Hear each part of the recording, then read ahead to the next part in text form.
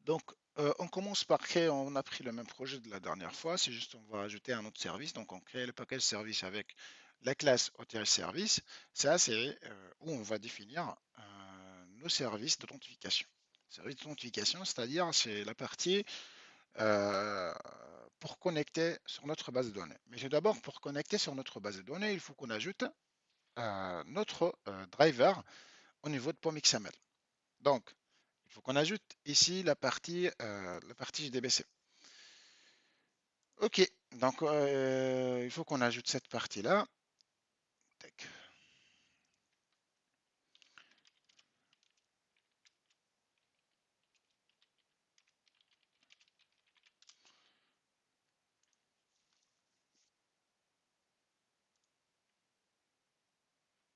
Et voilà une dépendance qu'on va utiliser. Donc la dépendance, je vais l'ajouter juste après les servlets Javax Servlet API. Donc c'est celle de MySQL, MySQL Connector. Donc ça existe où? Ça existe sur les sites officiels de Maven Repo. J'ai choisi par exemple, voilà ce que j'ai tapé. Donc c'est MySQL, JDBC Driver, MySQL Maven. Comment on les trouve? On les trouve ici, par exemple, c'est la version 8. Mais après, on peut changer quelle version. Si vous voulez, vous pouvez choisir une ancienne version. Mais c'est toujours, il y a de vulnérabilité sur le dernier.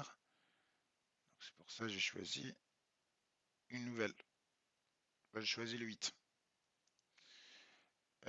Ok, donc ça c'est une version que j'ai prise, c'est la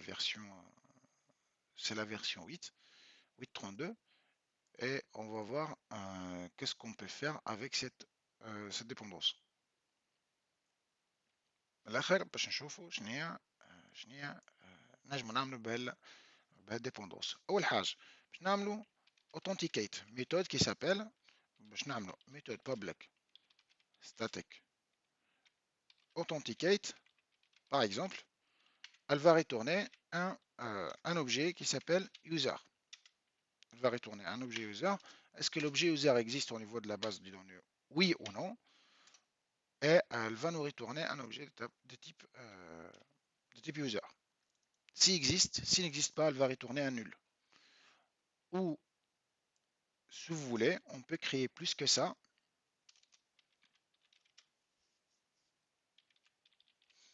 On peut créer un nouveau type, ici, ce qu'on appelle DTO. Je peux le créer ici comme modèle DTO. Ces DTO sont de type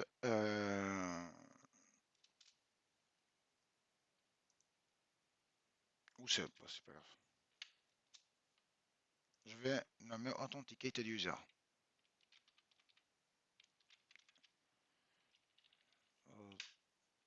Authenticated User, ok. À ce niveau, c'est le même user, sauf que on va ajouter, même ça, c'est, on va changer login sans mot de passe. Je vais te donner login mot de passe. Ok. OTH user, donc ça c'est notre user, donc c'est username, password, et on va ajouter est-ce que c'est authentifié ou pas. Est-ce que ce beau lien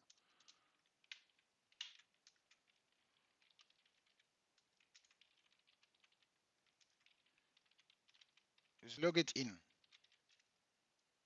Ok. Après, ce qu'on va ajouter, est-ce que c'est authentifié ou pas encore? Et si vous voulez, on peut ajouter une date. De type date, c'est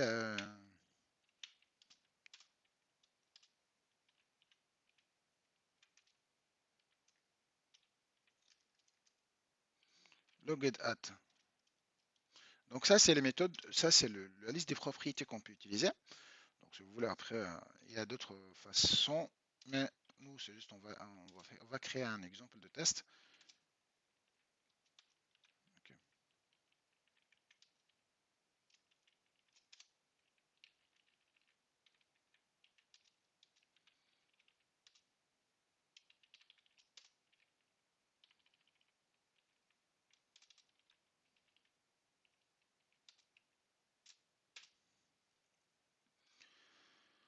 Ok, donc Authenticated User, ça c'est l'objet qu'on va utiliser. Ok, donc Authenticated User, donc ici on va utiliser, on va utiliser un autre objet, Authenticated User, on va changer sur notre service. Ici on va retourner à notre objet qui s'appelle OTH User. Donc OTH User, donc la première étape c'est la création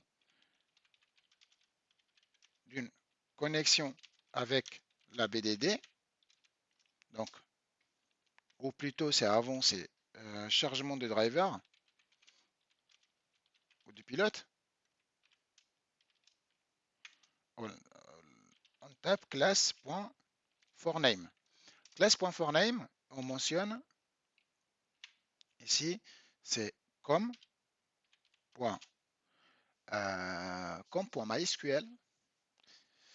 mysql.jdbc.driver. Voilà. Donc ça, c'est notre driver. Sauf que ici, il demande une exception. C'est tout à fait normal. Donc, il y a des exceptions à gérer, classe not found, si la classe n'existe pas. Donc, vous voyez ici, c'est une classe, mais après ça, on va l'utiliser. Après, à chaque fois, on va suivre les étapes. Donc, la création d'une connexion avec la base de données. Donc, on va créer connection, connection avec la base de données, connexion de type SQL, con, par exemple, ou connection égale driver manager. Voilà, c'est ici, c'est le package java.sql driver manager.get connection à partir d'une URL. L'URL, c'est quoi? C'est l'URL de la base de données. Donc, l'URL de la base de données, c'est jdbc mysql localhost 2.3306 / le nom de la base. On va créer une base propre à nous, mais c'est juste, je vais créer une base à distance. Juste une petite minute. J'ai créé ma propre base. Ok, on le nomme par exemple une base de B-test. Base donnée de test. On va voir le type des exceptions ici. Donc à chaque fois, on va ajouter des exceptions car il faut qu'on gère tout. Par exemple, on va créer une table qui s'appelle user, qui contient login et mot de passe au niveau de la base. Donc maintenant, on va créer un statement. Troisième étape, création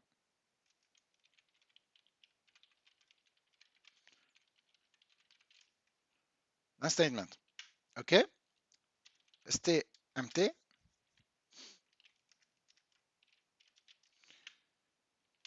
stmt, bon, on peut le noter statement comme ça ou autre, égale connection.create statement. Voilà, donc on a créé notre objet statement. Maintenant, on va exécuter. Si je tape statement, point, execute, on a deux, en plus trois, mais la troisième, c'est-à-dire oui, execute, puisque notre requête, ça sera quoi? Ok, on va ajouter la requête ici. Définition de la requête.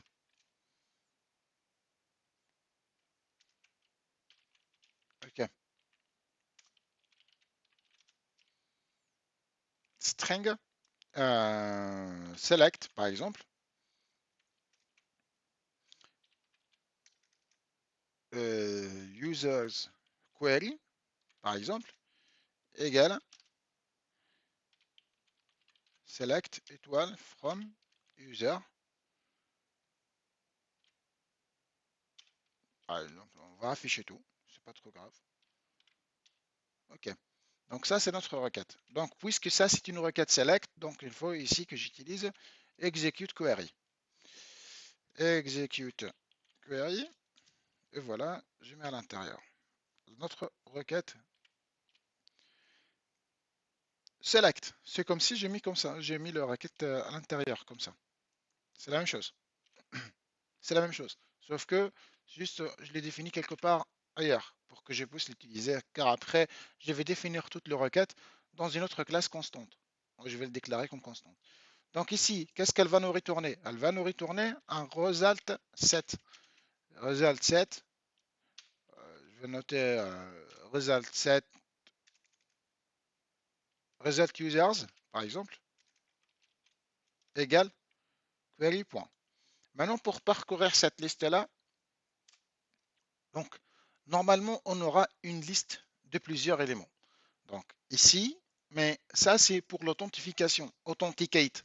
Donc il va nous retourner un objet type authentification. Et ici même pour l'authentification, on va vérifier est-ce qu'un utilisateur a été authentifié ou pas. Donc elle accepte en paramètre un utilisateur authentifié, un user en général, c'est un utilisateur, et on va faire ici la condition where username égale. Donc, puisque c'est une chaîne de caractères, je le mets comme ça. OK. And password égale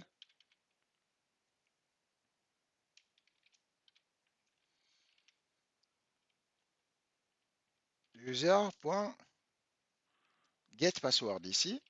Et ici, user.getUsername. Voilà. Voilà. Donc, on a notre requête select étoile from user where username égale. Donc, c'est user.getUsername and password égale user.getPassword. Donc, on a la requête complète. Donc, ici, on peut tourner cette requête et elle va nous retourner plusieurs. C'est vrai. Mais pour récupérer le user en question, donc on peut faire ici, on peut faire result user.next. Donc c'est bon. Je peux faire comme ça et après je fais la création d'une instance. Car ça, s'il va pointer sur plusieurs, je dis if result user. Donc je peux le faire comme ça, même si vous voulez. Donc il y a plusieurs façons de le faire. Donc si différent de nul. Donc il va avancer après, il va comparer avec le nul. Donc ici, bon, c'est pas grave, même si tu le fais comme ça. Donc tu mets ton OTH user, OTH user égale new OTH user et tu mets après la liste des objets ou la liste des valeurs que tu veux. Ok. Donc ici c'est l'username. Donc je vais retourner c'est user. Donc si je sais les valeurs, c'est quoi? C'est même pour récupérer à partir de cette liste-là. Donc on a déjà l'objet. Donc je mets comme ça point getString. La première colonne, on le considère login password. Après pour la deuxième, ça c'est pour récupérer username.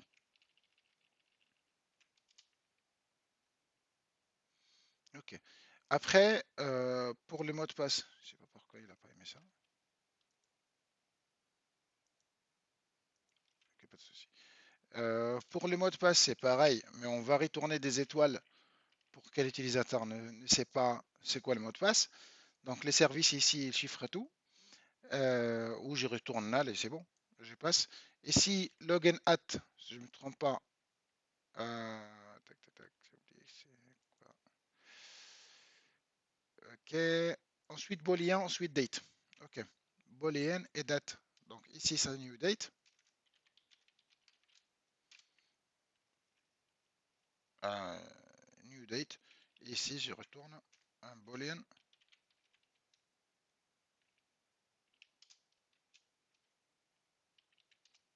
Pas trop. Ok. Donc jusqu'au maintenant, tout est bon.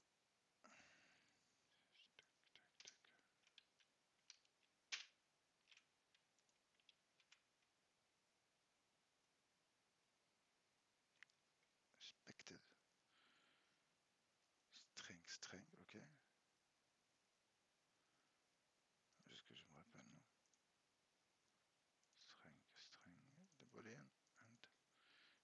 ce que je veux.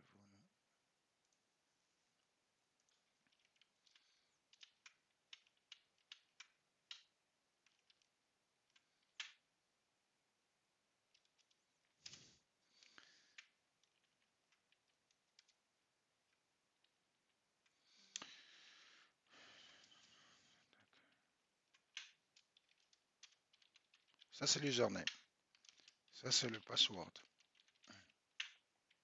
Ça, c'est is logged in. Ça, c'est date. OTH. OTH date. Donc, OK. Donc, si c'est ce qu'il demande, je sais pas si.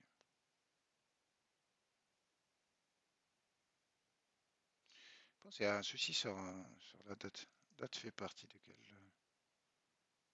Ah oui, c'est ça, non? Après, logged at.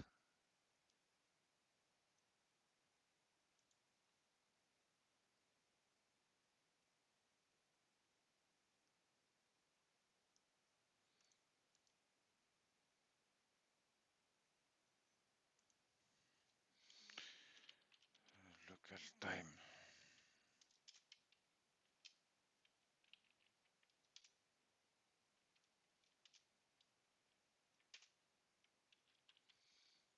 C'est bon, tant pis pour ça.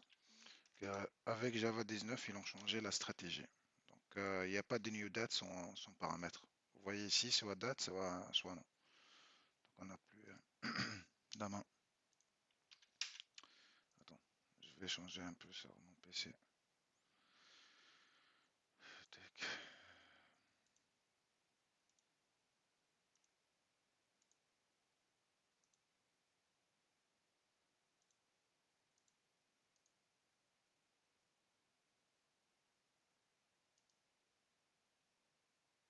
Mais qu'est-ce qu'il raconte ça, non? Ok.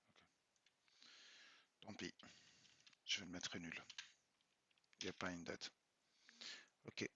Donc ça, c'est l'objet qu'on va retourner. Après ça, je vais le déclarer avant pour que je puisse l'utiliser. Égal à nul. Égal à nul. Une fois que ça, il le trouve, donc il va changer la valeur. Sinon, tout à la fin, je retourne le même objet. Soit nul, soit différent de nul. Donc pour moi, c'est l'objectif, c'est d'avoir un objet. C'est l'utilisateur qui est connecté. Sinon, je retourne un nul. Donc ça, on connecte sur la base de données, on récupère l'utilisateur en question. Et bien sûr, après, on le met. Vous voyez qu'on a créé toute la chaîne, connexion, driver, connexion, etc. Et après, tout à la fin, on a retourné un objet. Donc, au niveau d'authentification ici, donc on va appeler notre service. Donc, notre service s'appelle OTH Service. OTH, OTH Service. On va créer OTH Service égale new OTH Service, par exemple. Donc, ce qu'on va faire, ici, c'est OTH Service. Authenticate et je vais envoyer un utilisateur. Un utilisateur, j'ai que le login et le mot de passe. Donc je vais créer un utilisateur avec son login sur mot de passe. New OTH user with username et password. Je vais mettre nul pour le reste. Sinon, j'ai créé un autre constructeur pour ça. J'ajoute un autre constructeur avec deux paramètres. Et voilà, j'aurai tout ça sans souci. Donc voilà, Authenticate, ici il y a des exceptions, donc c'est tout à fait normal. On a des exceptions qu'on les traite. S'il y a d'exceptions, il va s'arrêter. Donc runtime exception, donc il va l'arrêter, quel que soit avec de requêtes SQL ou autre, donc il va s'arrêter. Donc si ça s'il s'arrête pas, donc c'est-à-dire qu'il a trouvé un utilisateur, donc on va créer notre propre utilisateur. Donc ici, OTH user OTH user égale nul. Pour moi, il n'y a rien. Donc ici, je vais l'appeler et après, puisque j'ai ça, donc c'est juste je change, ajoute la date d'authentification, point set logged at, c'est une date, donc new date. Et voilà. Et après, j'ai dit, voilà, c'est new logged in is logged in. Donc ici, j'ai mis un trou, boolean.true, puisqu'il a passé, donc c'est-à-dire il a connecté. Sinon, s'il tombe dans l'exception, je dis non, il n'est pas connecté. Pour moi, ça reste nul. Et je le mets à false. Donc c'est tout. C'est par défaut, c'est false. Soit il connecte avec le login mot de passe, soit non. Donc s'il passe ici, donc c'est-à-dire il a connecté. Donc il a connecté avec, il a passé, sinon il va s'arrêter ici. Donc ici, au lieu de passer un username et new date dans le username et login at, donc je bloque tout ça et je mets l'objet utilisateur connecté en question ici. Donc je mets ça, cet attribut OTH user ou authenticated user. Bah, je vais changer un peu connected user. Euh, et je mets l'objet, pardon, c'est l'utilisateur en question. Voilà. Donc c'est l'utilisateur connecté, pratiquement qu'est-ce qu'il a fait. Et je passe à la page d'accueil. Donc ici, on va changer sur la page d'accueil, puisqu'on a créé un service pour connecter sur la base. Donc on va choisir la page d'index. Donc on va récupérer, au lieu de récupérer username et, et login at, on va changer un peu la stratégie. Donc on va récupérer un OTH user ici. Voilà, on peut utiliser l'OTH user. Donc ça c'est le cast vers un OTH user.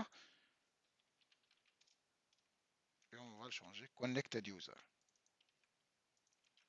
OK. Connected user. Maintenant, bon, ça c'est on va garder le formateur. Mais ici, on va utiliser connected user.get username. At, c'est la date. Donc c'est connected user.get login at. Donc ça c'est l'affichage. Donc on va faire ce qu'on va faire maintenant. Donc on va créer, c'est juste on va créer une autre base de données. OK, donc je vais créer ma propre base. Tac, tac, tac, OK. Voilà, c'est ici. Oups, bon, 82, c'est pas grave. Je reviens sur l'autre, car c'est là-bas, c'est propre ici. Tac, ta base de données. Ici, c'est...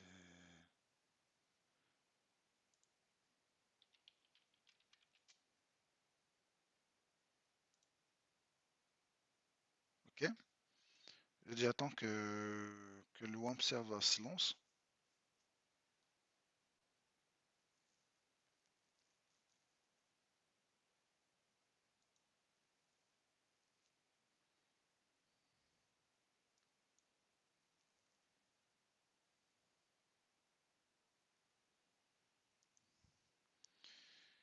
OK.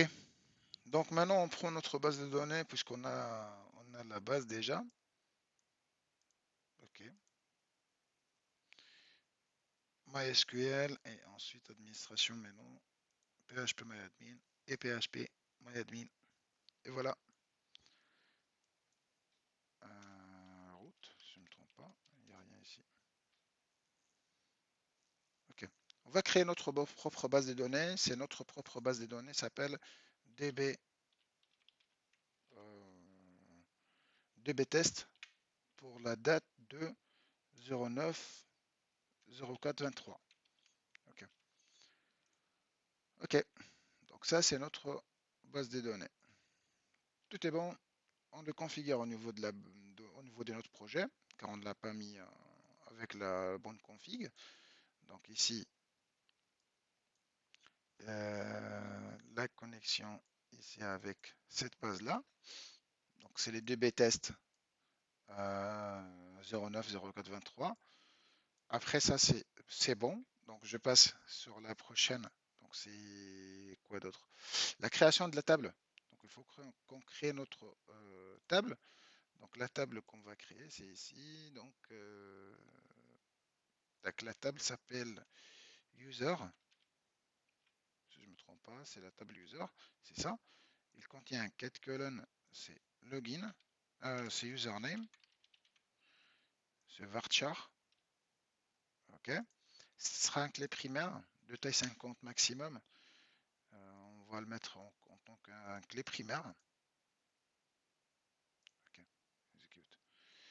Après, on a password. On a login, si je ne me trompe pas.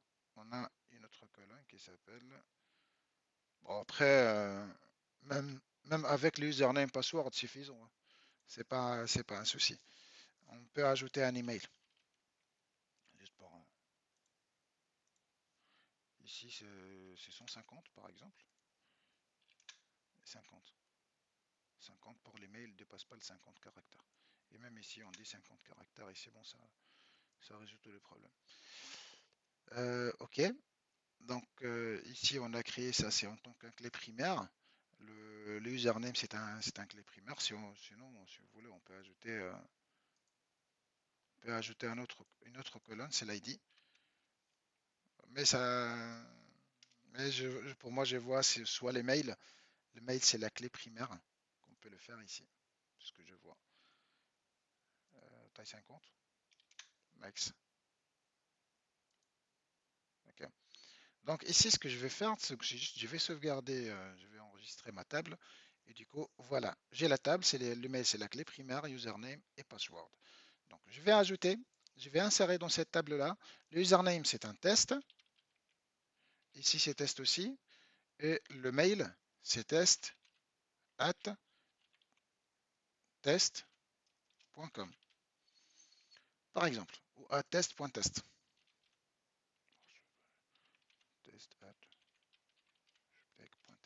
OK. Enregistré. Donc, j'ai la requête d'insertion, je peux avoir même la requête de sélection, je vais parcourir la page et j'ai le mail. Donc ici,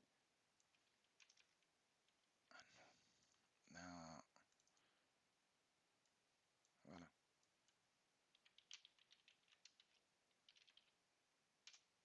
Voilà. Donc on a test pour l'username et le mot de passe. Maintenant, ce qu'on va faire, OK.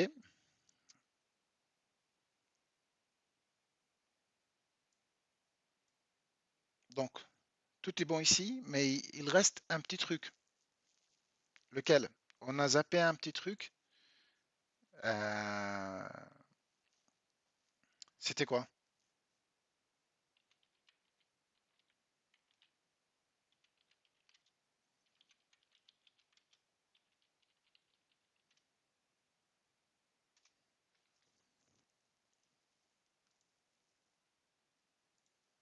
Comment on va connecter sur la base? Avec un nom d'utilisateur, login, mot de passe, non?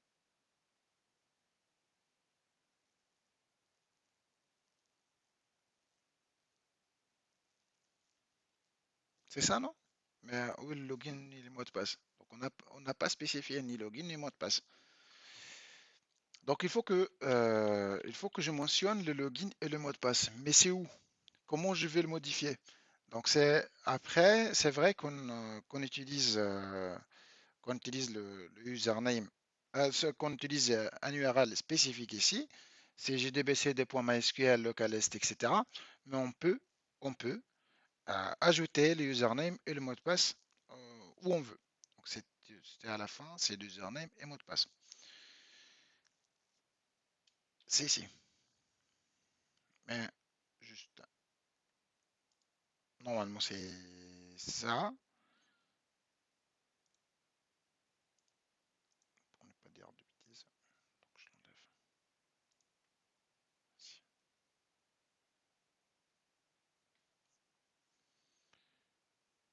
Oui, c'est ça. Donc c'est ici, ce que je vous dis. user égale root. Nous, on a le mot de passe root. On n'a pas de mot de passe, on n'a pas de password. Hein, password. Alors, il n'y a rien déjà. Égal, on le laisse vide ou on l'enlève. Donc, on n'a pas de mot de passe déjà. Donc, ça c'est une solution. Sinon, il y a d'autres solutions qu'on peut utiliser. Car c'est plus ou moins difficile de laisser des mots de login et des mots de passe comme ça. Donc, il y a un autre moyen. La connexion accepte plusieurs paramètres. Donc, ici, accepte plusieurs paramètres. Le premier paramètre, c'est le nom, l'URL de la base. Ensuite, il y a le login. Donc, c'est le root. Ensuite, le mot de passe. Vous voyez ici qu'il a mis user password. Nous, on n'a pas de password, mais on n'a que le username. Donc, c'est à mettre ici. Donc, sans le mentionner, car il y a une autre façon de le faire, c'est égal à user égale root, de le mentionner comme ça, mais ce n'est pas la bonne pour moi. Donc, je préfère que je les garde toujours user ici et password c'est ici. Password, il n'y a rien, je le laisse vide. C'est ça. Donc, ça, c'est une première façon. On peut le tourner, on peut voir ce qu'il va nous retourner. Bien sûr, ça c'est la page d'accueil, donc il ne va pas trouver, il ne va rien trouver ici, donc il va le passer à vide. Après, il va inclure la page, il va inclure la page du login. Notre page du login fait un appel, donc je reviens sur ça, ce qu'on a fait la dernière fois. Donc il passe sur l'action, sur la servlette d'authentification, c'est OTH servlet ici. On envoie deux paramètres, l'username et le password. Donc l'username et le password qu'on aura. Et après, je clique sur c'est connecté. Et bien sûr, il va créer notre propre session et il va taper sur la base. Et bien sûr, donc c'est ici. Qu'est-ce qu'il va faire? Puisqu'on a envoyé le type de requête, c'est post. Donc c'est post ici. Donc il va passer sur post ici. Donc c'est do post. Sur le doPost, on va récupérer les deux paramètres là. Ensuite, on va instancier notre OTH service, notre service pour se connecter sur la base. On a appelé le service avec login mot de passe. Il va nous retourner soit oui, soit non. Si c'est oui, donc ça va passer. Même ça, si vous voulez, on peut l'ajouter au début. Donc c'est ici, soit oui, soit non. Donc on peut le faire ici comme ça. Et ça sera mieux pour tout le monde. Après, s'il enlève une exception, donc il va envoyer l'utilisateur, quel que soit avec connexion ou il n'a pas se connecter. Donc après, on peut vérifier s'il est connecté ou s'il n'est pas connecté ou s'il y a un souci, ou etc. Donc dans tous les cas, c'est ce que je peux dire. Donc pour le service de connexion, c'est Authenticate. Authenticate, il va charger le driver, il va connecter sur la base avec le username root et le mot de passe, c'est le password vide. Après, les queries, c'est la requête donc qu'on cherche. Donc c'est select étoile from user where username égale à un password égal. Donc après le statement, on a créé notre propre statement. On a créé le result set sur notre result user, c'est l'execute query de la requête select. Authenticate, c'est l'utilisateur authentifié, result user. Donc on va chercher, on va boucler. Puisqu'on va boucler qu'une seule fois, donc soit il existe, soit il n'existe pas. Donc on n'aura qu'un seul utilisateur avec le même username, avec le même mail. Donc ce qu'on aura comme info, donc ça sera ça. Donc ça sera un seul objet, mais puisque ça c'est pour pointer sur le premier élément, j'ai dit voilà point next. Donc s'il les trouve, donc il va les faire. Donc si j'ai pas ajouté result ça comme ça, donc if, donc je peux le noter comme ça, c'est un plus de contrôle. Si différent de nul, il va faire ça. Sinon, il ne va pas entrer, il ne va pas bugger. Donc, il va retourner un objet nul. Et quand il retourne un objet nul ici, donc imagine qu'il retourne un objet nul. Donc, je vais le mettre sur vrai ici. Donc, ici, je peux ajouter plus de contrôle. Si ça, c'est égal à nul, donc je change et j'ajoute un objet de connexion. Donc, j'ajoute false ici. Donc, je peux le faire même ici, c'est pas trop compliqué. Donc, ici, c'est le même objet. Si elle va retourner nul, donc il ne va pas trouver ni username ni rien, mais après il va dire voilà c'est connecté ou c'est pas connecté. Donc on va passer, mais dans l'autre page il va trouver un petit souci. Ok, Donc on va le lancer sur notre serveur. On va voir ce qu'il va nous donner comme information. Bon, it's included into circular dependency. Ok. Donc ici, c'est juste un souci sur le serveur Tomcat puisqu'il trouve donc sur le 5. C'est toujours, il l'a pointé sur le 5, le deployment. J'enlève ça et j'ajoute l'artefact qu'on a. C'est le 9. Ok. Si tout est bon. Donc je cherche ici, je vais les trouver, c'est le 9. Donc il va le trouver le 9 toujours. Donc il n'y a pas de souci. Et voilà, le 9 existe. Et donc je le relance.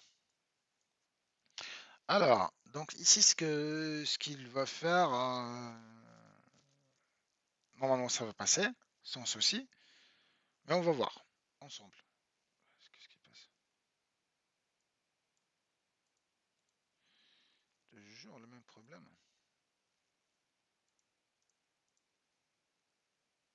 Ok. Ok, qu'est-ce qu'il a dit? Artifact 9 is included. Ok.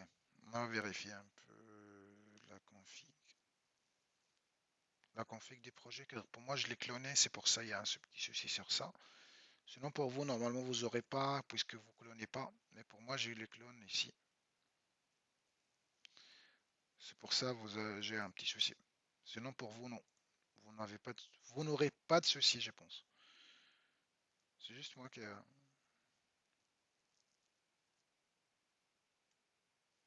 Là, le projet se lance tranquillement. Avertissement. Maintenant, on a commencé de se connecter sur la base. Ok. Ok. Tout d'abord, on a commencé par un bug.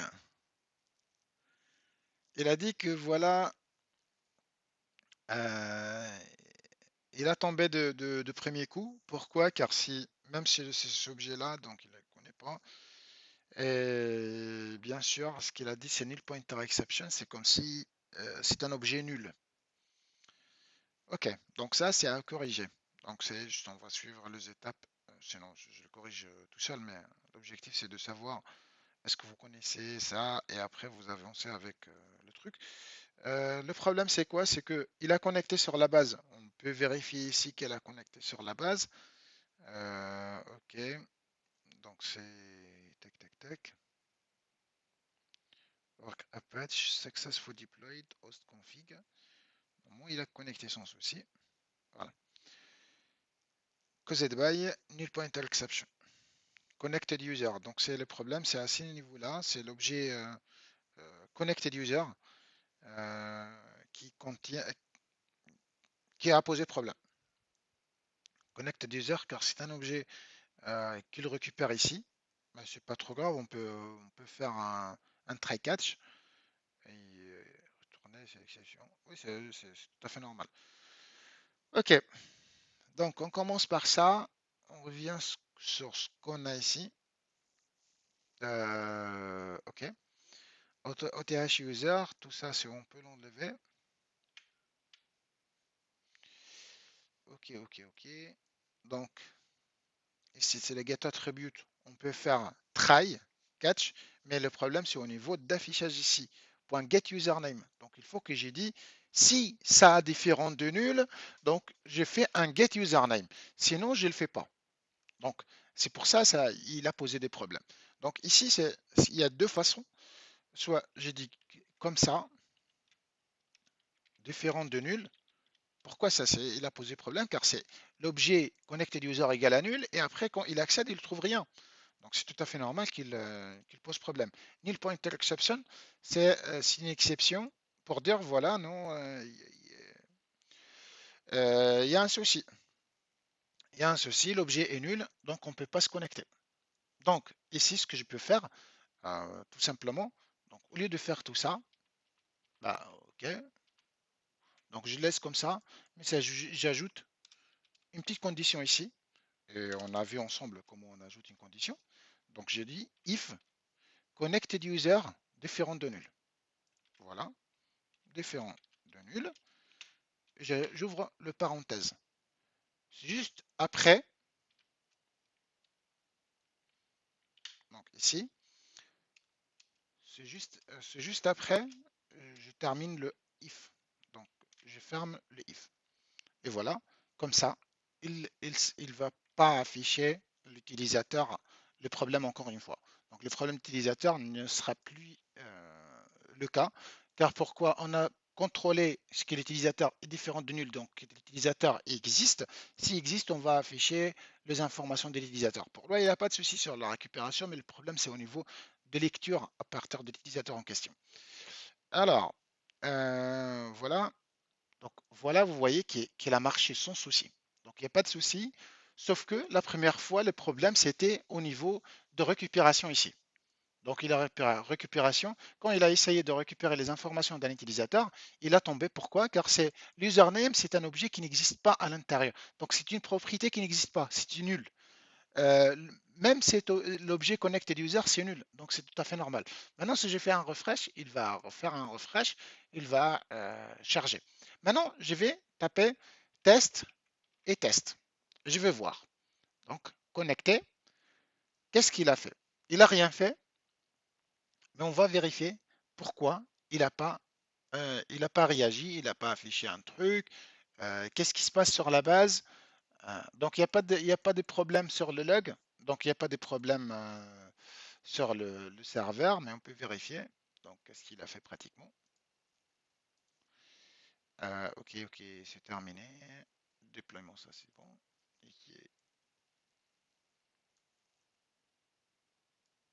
voilà, je clique sur mon projet. Ok, donc ici c'est 46. Cataline, déploiement de répertoire, je sais pas si.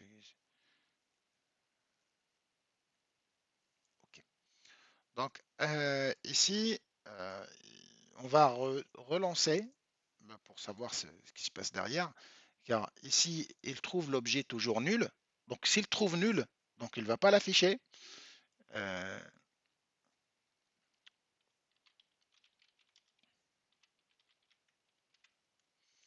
donc il ne va pas l'afficher. Donc c'est tout à fait normal. Quand il cherche une information au niveau de la base, il ne trouve pas. Donc il trouve pas, il l'affiche pas. Ok. Maintenant, je vais passer un test. Donc on a fait test, test. On a passé la requête, sauf que il n'a rien fait. Il n'a rien